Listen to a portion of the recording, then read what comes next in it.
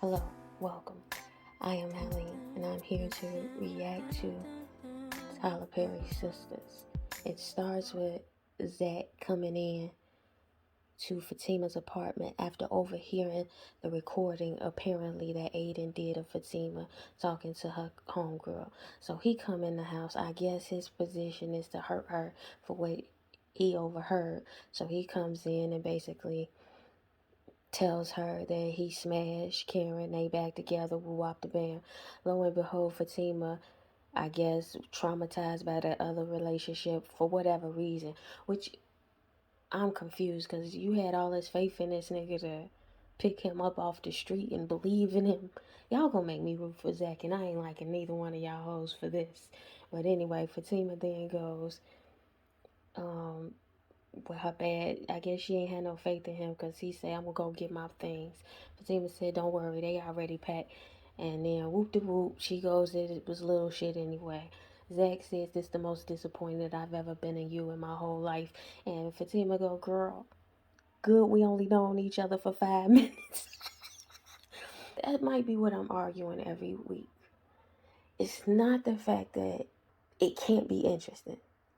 It's like I don't know who these characters are because at any time it could be anything. So I don't even, it's like not having a dog in a fight. Like I don't give a shit. I heard Charlamagne the God tell Lil Mo on the Breakfast Club because Lil Mo was like, I don't like that shit. Lil Mo straight up said, I don't like that shit. Why he do us like that? I don't like that. She say, it's like, I'm gonna get you, sucker. The way he And Charlamagne the guy was like, that's the point. You gotta watch it like it's like a biopic, but I don't want them to be having them Tyler Perry wigs because I don't like the way they be doing people hair on the movies.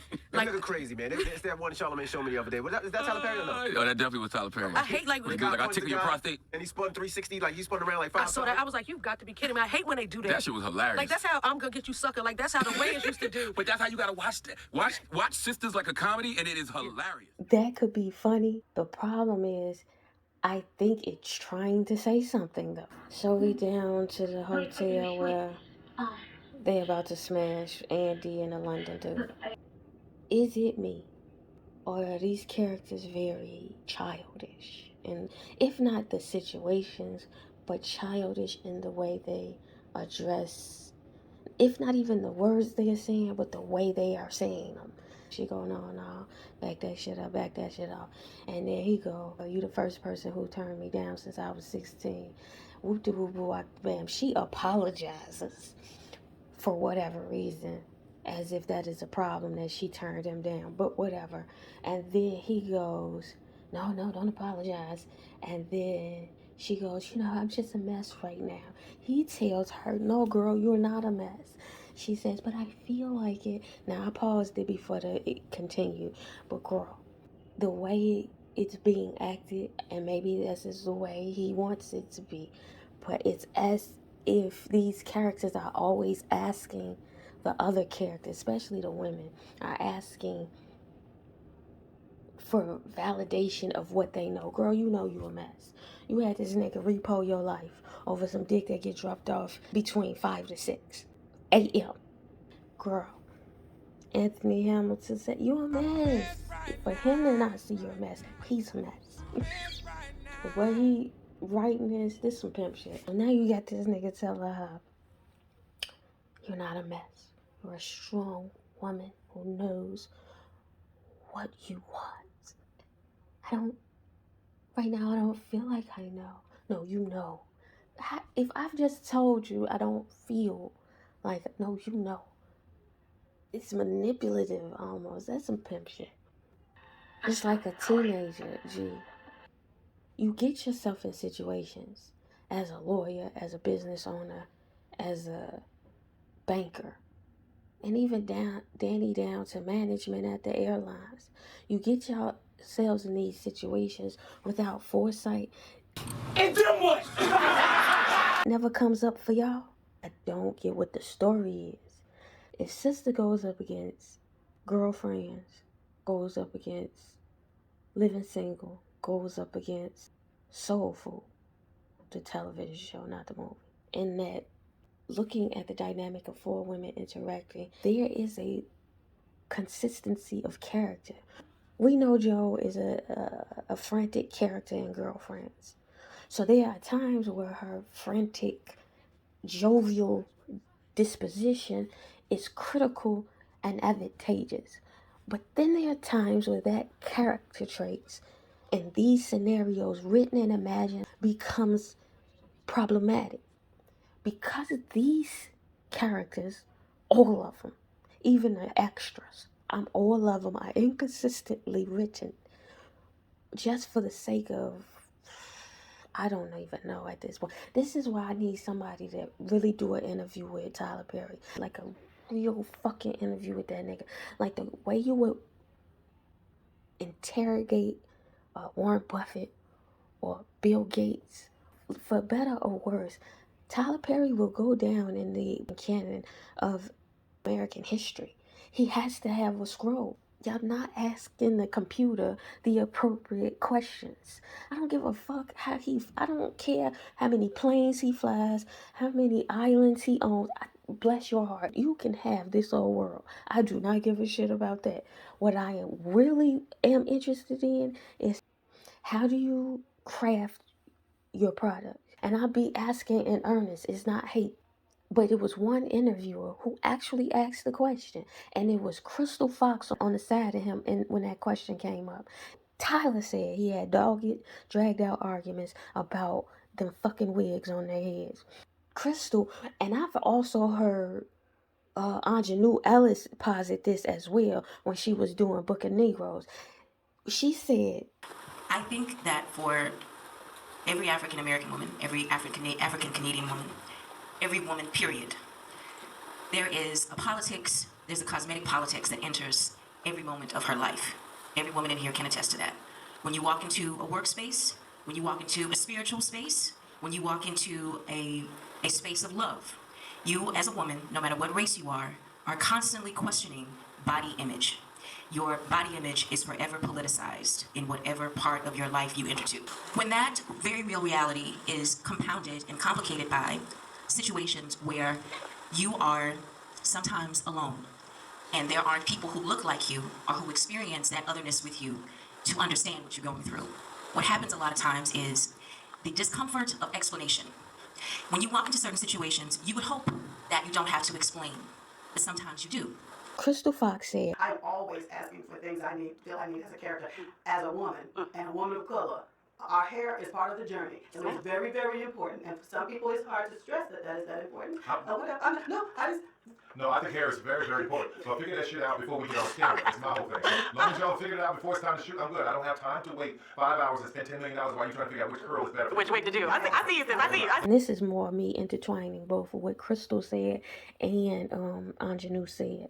But the hair matters. And as being black women with our diversity of texture, people figure because they don't know what to do with it, we wouldn't know what to do with it if called to be in that moment. Not to mean that you have ever experienced that moment, but as an actor or an actress, you know how you would want to present yourself in the moment. No, I've never experienced slavery, but I'm damn sure I ain't gonna pretend like slaves wouldn't want to braid their own hair.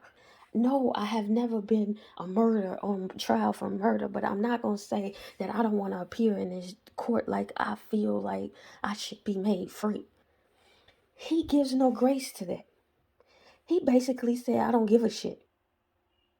If that was Steven Spielberg sitting next to Crystal Fox, or Quentin Tarantino sitting next to Crystal Fox, and he said that, we'd have boycotted their ass and called them all kinds of racist and misogynist, and he gets passes for being that way. Why?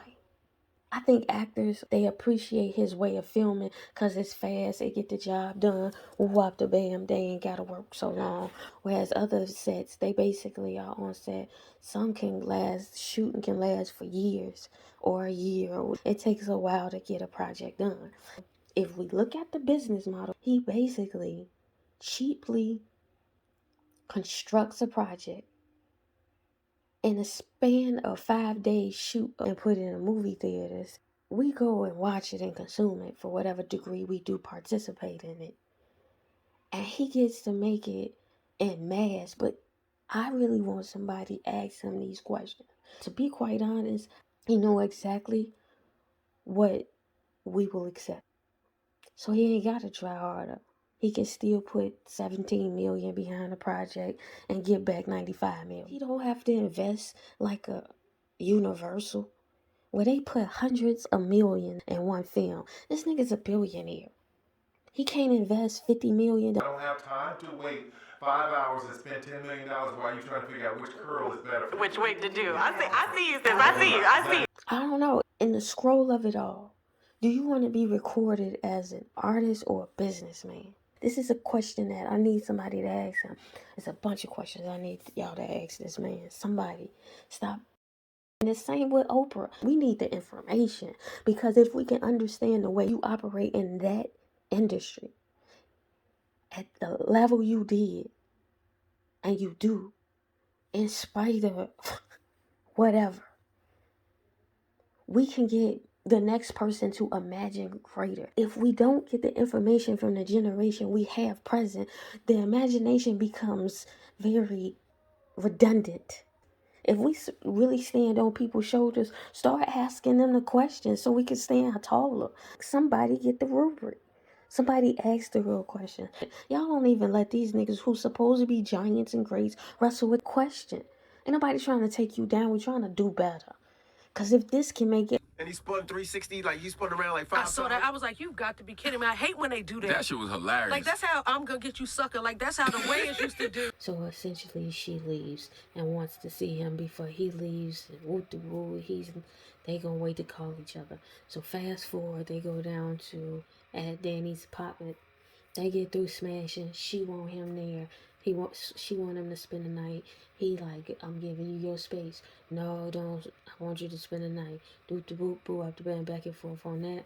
The age old Willy won't Willy, stay the night. I want you here, but I don't want you here. Same with all the characters, but with their own version of that. Then it goes into he just so happens to have a picture of his cousin that he finna go spend the night over house or live with house that ain't really related to him. Fall out his wallet at that very moment where Danny goes to pick it up, look at the picture, and asks who it is. So then she gets jealous, woo out the band. So then the next scene is with, I'm gonna get Sabrina out the way. The next scene is with Sabrina, down to the couch with Calvin. I'm assuming this is all in the same day at this point, because they mutually still had on the same clothes. He leaves, and then Sabrina immediately gets on the phone to call Danny. Now this was priceless. Bless Danny's heart. She gave me a kiki, because I sure enough laughed at the way she was reacting to Sabrina. She basically was like, I really don't have no advice for you. Why? What's wrong? Because I'm tired of you and Calvin. We're tired of you and Calvin. Aren't you tired of you? Bless your heart. Because that's what I've been thinking. It's almost like she destroyed the fourth wall with that whole summation. Are you talking directly to me, the audience? Because I feel like you just looked at the camera and said, girl, I see it. We tired of this. And so Sabrina basically tell her what he like and all of that, which I don't understand as a grown woman who have witnessed you tell your homegirls this other shit he do. He got these panties. He get kissed in the mouth by his homies who are men. He like things put up his booty. Now you telling them other stuff about him. They are bound to throw this shit up in your face or tell the rest of the homies. So girl, why is you sharing this? You really don't take this for nothing, because if he really is a possible man for you, why are you telling them all your shit? Another shit will get off the pot. Then you got Aaron and Karen. Another shit will get off the pot. They down to the bar. Aaron is waiting on Karen. Karen is emotional. She don't want to talk about what happened between her and Zach, so she want to leave and go back home. She go back home. This is not the order in which it was shown, but I'm just gonna get it out the way. She goes home. I guess she go to sleep. He come back changed. She wake up, he knocking at the door. She let him in, who out the van. They have the conversation about Zach and why she's feeling the way she did because he didn't say it. And then he was like, wait, he didn't say it? Well, he did say it. So what's the problem? Because he didn't mean it. Girl, how you know he didn't mean it? I be doing this though. And then he, for some odd reason, is, I don't get it. She crying her eyes out to Aaron about Zach. And she don't even know he got $1 million somewhere. I don't get it. Let me go back because I skipped over some parts. Andy's coming out of Robin's room, the London guy. As she's coming out the room, Zach is just so happening to be walking on that very floor in that very hotel with his room in that very area, and they see each other. And so fast forward, she go down to the bar. She called Fatima, I guess, to talk about what happened between her and Robin. She come down there. She said with Fatima ain't really co-signing the shit with any concerns of what happened between her and Robin. But then she brought up Zach and Karen and whoop de whoop. And for all that saying she don't want to be in the middle, girl, for the way you prying into what happened between Zach and Fatima or whatever, you putting yourself in the middle. Secondly, the way you are offering her extra information that you did not offer Karen, you are essentially choosing sides. You have chose Fatima as who you want to help in this whole Zach triangular, and you have chosen against Karen. So because she is offering the information to Fatima that, no, Zach is here. I think you got some bad information on him actually smashing Karen. I think somebody lied to you. He was like, no, but he told me. And then based on her having that discussion about Aiden tapping her phone, she magically in that moment put 2 and 2 together that somehow Aiden must have got to Zach about what she said. Asked Andy what room he in. She guesstimates what room he in. She go up to the room that Zach's in. Let's backpedal. Now Zach's in his room prior to Fatima going up there, and he get a phone call from his banker, and his banker tell him that his stock has gone up and that he is now worth 1.7 million. He's a millionaire. I hate it for him because even though these women are tripping in his vicinity, it don't mean he ain't shit nigga. But again, I might be wrong. The magical pen of Tyler Perry will write Zach into a righteous man, apparently. So anyway, Fatima eventually gets up there. They hash it out. She pleads her case. Whoop de whoop. She calls her homie to prove to Zach that the phone call was a fake to Aiden, and Aiden recorded it. The friend validates the conversation being a fake and a fraud, and she like you and whoop de woo and all of that, but she don't know she on speakerphone, and he overhearing it. So now that's that. They finna smash. They all cooling again. I probably missed some shit because it really wasn't that interesting of an episode. Down to Maurice. So Calvin go to Maurice to recap what happened, just like Sabrina recaps what happened with Danny. He does it with Maurice. Maurice essentially adds his commentary to what we just witnessed as the viewer to the end of the episode. So Andy go back home to her apartment with Scary Gary down there. She talking about she put him out with the whoop, and he was like, no, I fired her. And I told you to whoop the whoop. No, she go, I told you you could have avoided all this the first time. But and then he goes, well, I fired her. And she goes, well, don't fire her on my account. Ain't that what you asked for him to do the first account? That's why that was your argument. But maybe not. Andy and Gary kind of, I guess, become more warm up to each other now. He now is not repulsed by her, and he don't see the men that she once fornicated with in his visions, like it's best man at the altar. And he flashback, and it's none of that anymore. I guess the therapist did help him. But she telling him no, and he's refusing her no. She trying to get in the shower, giving herself away, but he should have took the no from the giddy. He get down there and get all the way to his knees, and he see that she had on her panties on backwards. Why was they off? Did they smash? I thought they didn't smash. That's what was confusing me. Did they smash or not? Anyway, that was that. It ended there. Bless your hearts if y'all went, and this was not an episode that was good or interesting. To the ethos, to the future, I said so.